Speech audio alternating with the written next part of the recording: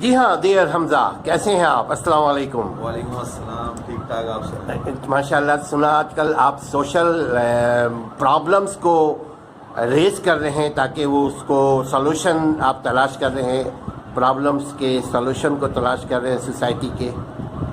جی ہاں، لگے ہوئے ہیں انشاءاللہ، اس پہ ورکنگ کر رہے ہیں کافی عرصے سے، اور کچھ بہتری بھی ہے الحمدللہ۔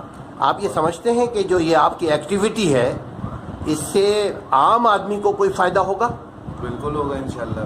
کس قسم کا فائدہ ہوگا، ذرا آپ عوام کو بتائیں گے؟ ہمارا ایک ٹاسک جو چل رہا ہے الحمدللہ وہ یہ ہے کہ ہم لوگ ایجوکیشن، مطلب جو بچے گھر والے فیس نہیں پے کر سکتے، تو ہمارے کچھ بندے ہیں جو مطلب مختلف ایریاز سے وہ ان کی فیس وغیرہ پے کر رہے ہیں، اسپانسرز دے رہے ہیں، اور ماشاءاللہ چل رہا ہے، ابھی تک تو معاملہ بہتر چل رہا ہے، آگے اور انشاءاللہ اس کو آگے بڑھائیں گے۔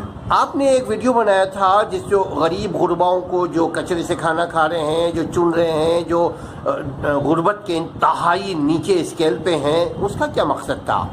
اس کا یہی مقصد تھا کہ ہر کسی کو یہ دکھایا جائے کہ اللہ تعالیٰ نے اگر ہمیں دیا ہے تو ہمیں ان کی بھی مدد کرنی چاہیے، اگر وہ بھی ہماری مطلب ہم سے ہی ہیں، انسان ہیں وہ۔